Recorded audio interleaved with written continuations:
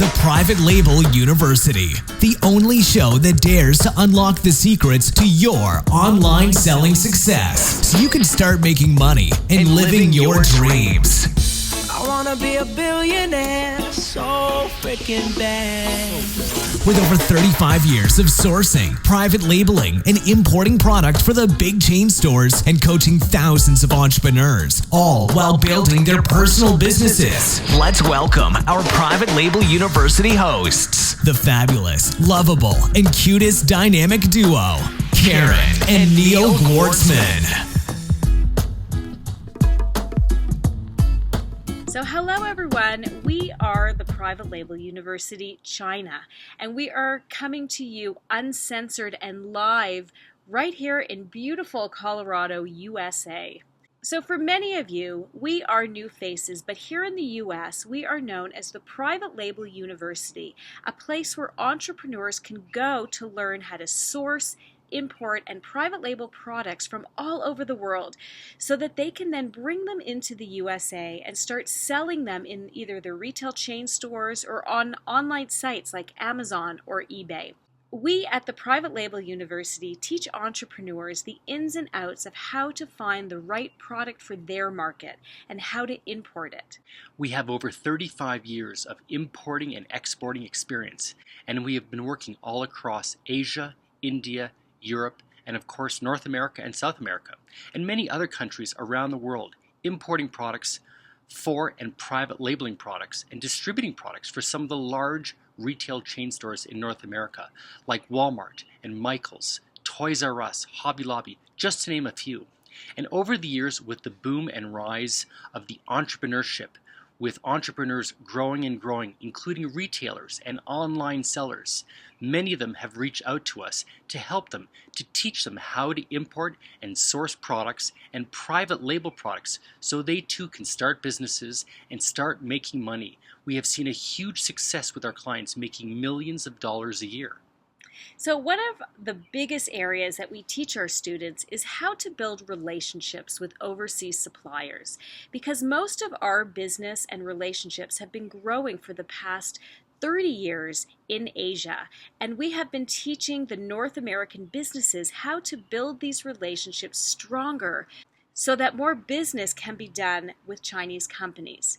Now, because of this popularity and interest from our partnerships in China, they too are interested in learning how to do business with North American companies. So we come to you today to tell you a little bit about who we are and why we are here and why we're doing what we're doing so that we can help you through the Private Label University China to build stronger, better, more profitable businesses and relationships with the North American marketplace. So I'm Karen Gwartzman, and I'm a business coach, a business professional, and I have over the years have had many businesses from the healthcare industry to the fashion industry, and I have helped many entrepreneur business women and men transition from their main job to being their own bosses, being their own entrepreneurs, and starting a business, especially women. I have helped so many women develop and create their own businesses and build them strong and at the same time balance with family and have had great success. So Neil and I joined forces so that we can help women and men, all entrepreneurs, companies, manufacturers, suppliers who want to take their businesses to the next level, who want to gain more customers, who want to gain more profits, build relationships around the world. So Neil and I joined forces together with my business experience with startup businesses and Amazon experience and his business with international business and importing so that we can bring to you our educational and personal experiences so that everyone can learn and together work in harmony. So Neil, tell us about you.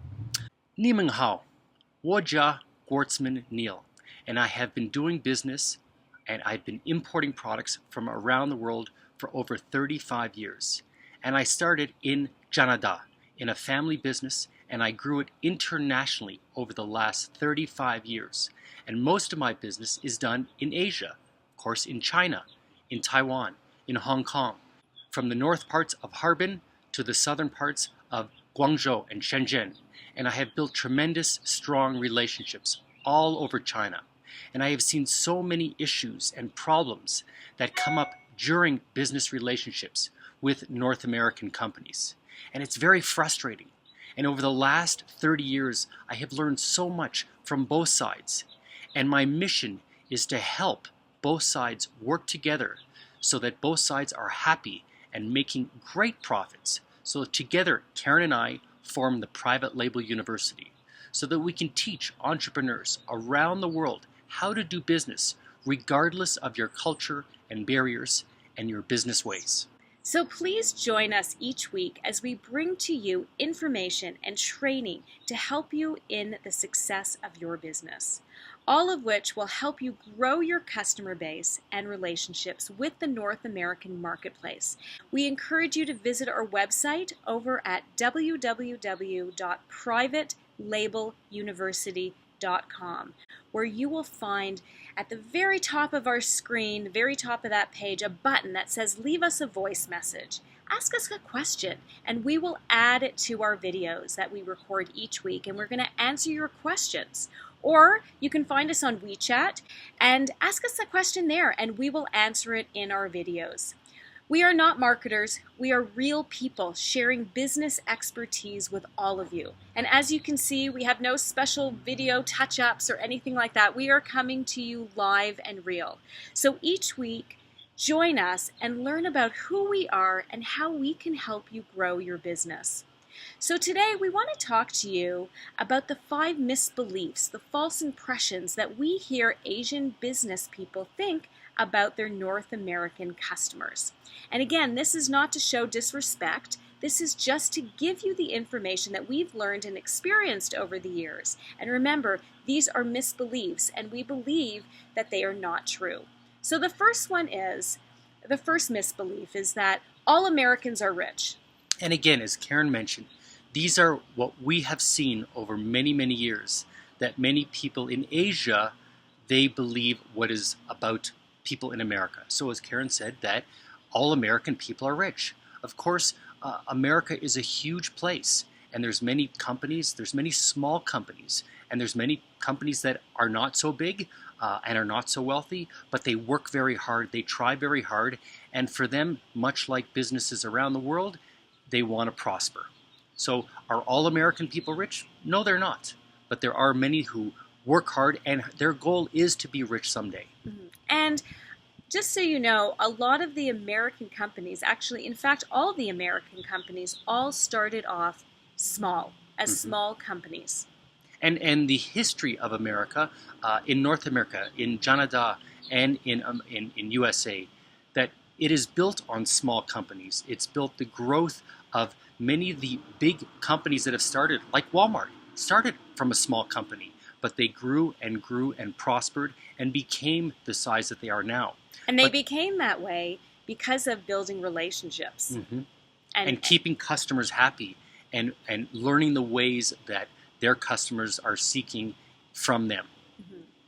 So number 2, another misbelief is Americans can't be trusted. That's right. Many people in Asia think that many people in, especially USA, cannot be trusted. There's, as anywhere in the world, there's people that are honest and there's people that are dishonest. We, of course, always try to teach all of our students what to look for when doing business. So you're doing business in an honest way, and you're looking to do business with companies that are honest and are going to be good communication and honest communication with you. And there are many, many, many companies that can be trusted. Yes. It's just aligning yourself or finding those companies that can be trusted. And again, it's about building relationships. Yes. And the way we build relationships in the U.S. may be a little different in each country. And again, that's why we're here. Over our time together, over the weeks together, we're going to dive into learning more about the different cultures, especially here in the U.S., and how to do business with them. And it's very important for us. Karen and I always teach in our courses to our students and to companies and to businesses about that trust issue and learning what to look for, again, building up that trust between you. So number 3, the third thing, or the third misbelief, is communication. That's right. Communication is a very big word, and sometimes the word communication is misunderstood. Many people in China assume that American people don't understand Chinese people. And that's because they don't a lot of times. People in America do business sometimes differently than people in Asia. And the same way, people in Asia have a way of doing business. As they talk about trust and communication, it's a little bit different.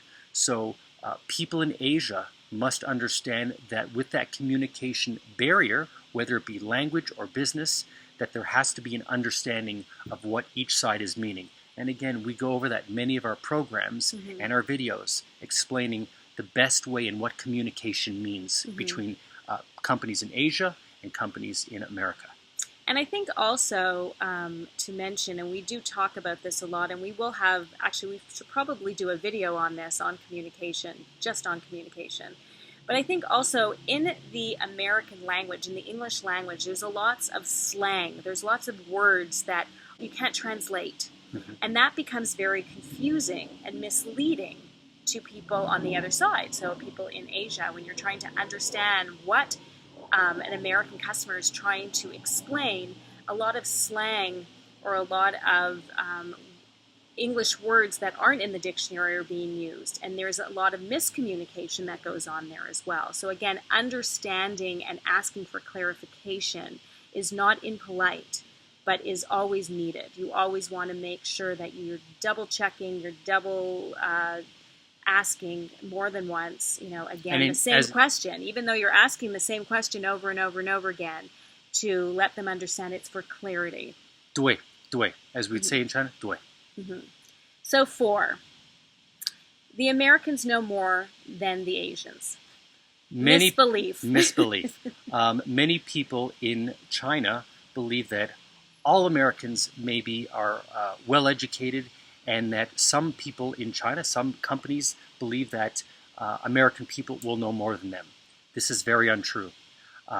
Many American people don't know as much as some Chinese manufacturers. Many manufacturers in Asia are well beyond what American companies are doing. But it's important to know that education is very high in China, and education can be very high in America as well. But when you meet with companies, you must ask questions. Again, that communication. You must know their level of expertise. There's many high-level experts in China producing products, and they must communicate to the different American companies to let them know. And the same with, they must ask questions to see what level the American companies are at, so there's an understanding of what's being produced and what's being supplied. It's important to know that everyone knows something more than someone else. So it doesn't matter who knows more and who knows less. There's always going to be someone, everyone, you, me, Neil, all of us know something more than someone else. And that's what's important. Whether it be the simple worker in a factory doing a basic job, or someone who's an expert engineer creating molds or working on machinery, there's a level of expertise in all countries. And we need to communicate of our level and what we can do to share and to grow, and again, to produce more products and be prosperous. We all have something to give. We all have something to share, and all our experiences. And it doesn't necessarily mean education. Just experience sometimes means more than even education. Yes. So again, we all have something to share, and it doesn't matter, that whole misbelief of Americans know more than the Asians, or the Asians know more than the Americans. It doesn't matter. We all, as individuals, know more than the next person. That's what's important. So number 5, all companies in America are big, and they should be ordering large quantities. Yes. Many people in Asia, all across Asia, they assume coming from America, where everything is big, that all companies are big, and all companies order in big quantities. And again, as we talked earlier, many companies in America were built from small companies. They started off as 1 or 2 shops or 1 or 2 small companies. And they started building and building till they became big department stores or big box stores or big chain stores like Walmart and Home Depot and Carrefour. All these companies started from small companies, but grew and grew. So it's very important when you meet with companies in America that are smaller. Maybe they have smaller volumes, or they're only working in some of the individual smaller cities. It doesn't mean that they're a bad company. It could mean that they could be very prosperous. Those small companies could be the next Walmarts of tomorrow. And it's very important when you meet with companies, even if they say they're small, it could be very, very good, successful business for you for the future, because those same companies may grow to be very large or give you a lot of business for future development. And the same thing with online businesses like Amazon or eBay. There are many entrepreneurs, solo entrepreneurs, who are starting Amazon businesses or eBay businesses, and they seem small, and their quantities may start off small. But we know for a fact, because we train a lot of them, they're making millions of dollars a year. And that was just, they started small, but now making millions of dollars a year. Or they're selling individual products. They're testing products for the market. Now remember, with Amazon, they're worldwide. They can become global. So if they launch products in America, maybe one or two products, they can grow to be huge companies. And we see this all the time with our students, where they grow and they're doing millions of dollars a year on just a few different items. Exactly. So again, it's about understanding the mentality, the psychology behind that American customer. And again, something that we are here that we want to share with you. So now let's look at the other side. What the misbeliefs that Americans are thinking when they work with Asian businesses. So again, number one, they think, or most of them, some of them think, that all Chinese people are poor. Yes, unfortunately, this is true. I've spent over 30 years in Asia, in China, in Taiwan, and doing business in China. And unfortunately, many people in America just assume that all people in China are poor. All people in China need more income, need more money. But the truth is, there is wonderful, wonderful wealth in China, from the north to the south. There are growing communities. There's huge cities. There's some of the busiest cities in the world. Cities like even better than New York City and Los Angeles and Hollywood, all across China. And the culture there is fantastic. And people work very hard. And people spend lots of money. They like to enjoy life. They like to have nice homes and nice cars and travel. And people in America just don't understand that, because they don't understand what's happening in the other side, in the Eastern world.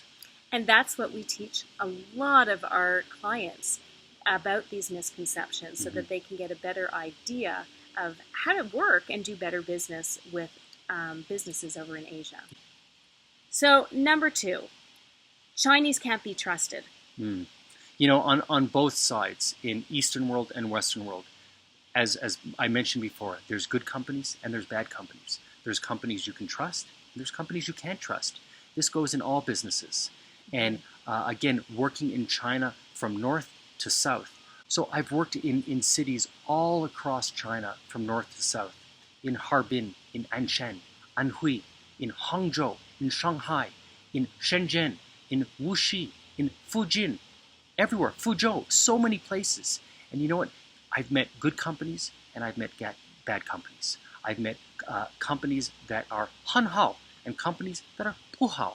I've met companies that I can trust and some companies that are not reliable and we cannot trust. And it's the same thing with companies in America. There's good companies and there's bad companies. And companies you can trust and companies you can't trust. So the misconception, the misbelief from many American companies are, oh, you can't trust many factories in China. This is not true. And we explain this in many of our programs and our classes to our students in China and in America. And we express to our clients here that there are many companies in China that they cannot trust, but there are many that they can. And building that relationship to build that trust is very important. And that is why we take our clients to China, so that they can start building relationships with suppliers directly. Because that's what it's about. In every single business, it's about building relationships and building trust. And what better place to do it than to do it in person? So 3, Communication. You know, it's always, as we talked earlier with communication, people in America assume that the people in China do not understand, or they ignore what I'm asking or what I'm saying. And this is not true. Again, we try to educate all of our students in America that it's a different language, it's a different culture. People in China do understand. If you're in China, there is a way of doing business. There are certain things that styles of business that many people like to do, much like in Japan, a different way of doing business. So it's important for people in America, and we educate them how the language was different, the culture is different, the food is different, the way you sit down and have dinner together may be a little bit different. We're not rushing like in America. Everyone's always rushing to finish their meal and get out. In China, we like to enjoy our food. We like to have a good dinner. We like to talk to each other and enjoy dinner and then maybe talk business. So this communication is very important in understanding that it's not out of people in China don't understand. It's that they have to go a little bit slower to understand what your meaning is. That people in America, they don't speak Pinyin. They don't speak the common language. They don't speak Mandarin. And the same way, many people in Asia don't understand all the words in English. Even Karen and I sometimes don't understand all the words in English. But it's important when we teach people in our programs that language is part of communication, and if there's a different language, we help you to explain how to talk to people so there's better communication. Absolutely. Again, it's about communication, about building trust, about building relationships. So number 4, this is another misconception. Chinese are uneducated and they don't know as much. Wow. I hate when I hear this. When we sit with companies in America and they say, oh, the people in China don't understand our engineering, or the people in China don't understand our computer systems. I've been to wonderful universities in Shanghai, in Hangzhou, in Shenzhen, in Jiangsu province, in Nanjing University, a wonderful university. So there's amazing development in all across Asia with engineering and technology. And we educate people in America to understand that some of the levels of technology are much better than they have in parts of America. And again, it's not necessarily just education. It's experience. And again, like I said earlier, everyone has something to share. Everyone has, whether it's an experience, a learning experience, or an educational experience that everyone can share. And everyone has something that they know more than someone else. That's right. And again, it's about sharing that and understanding that. And that's what we really, really focus on in our groups here, to people to understand that everyone has something to share. If they didn't, why are they coming over to China to look and source for products? If they didn't, it's really a misconception. Yeah, there's great development. And again, like Karen said, experience. People who may have not gone to school, but know how to create, know how to build machinery, know how to change a product, may know how to develop a product. That to me is more of a wealth of information and education and more valuable than the going to school. The hands-on experience of actually working in a company is very, very important. And very valuable. Yes, and very valuable in both America and in China. So number 5, all companies are small in China and desperate for business. So Karen, as she said, many people in America assume that many companies, they're just small companies in China. Small companies. And maybe they don't produce so much. And they're desperate for business. They need the business from companies in America. And this is just not true. There are huge corporations. There are huge manufacturing facilities that I have been to, that I have worked with in China, where they have 2,000, 5,000 workers, 5,000 employees, where even very, very great manufacturing facilities where they have 1,000 workers working all the time, 5 days a week, 6 days a week to keep up with production. So when many American companies think, the company must have 20,000 employees or 10,000 employees, this doesn't mean you're making a better product. This doesn't mean you're a more successful company. Because as you see, many of the companies in America for producing cars, they have gone away. They couldn't afford the 20,000 employees.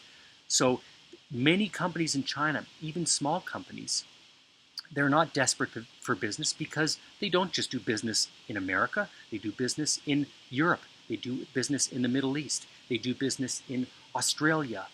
They do business in Canada, And again, I think it's about the U.S. Mentality or psychology or they don't realize education that they're lacking about the rest of the world. That it's not just about America. That it's not just about selling in America. There's so many other marketplaces out there. Mm-hmm. Many marketplaces.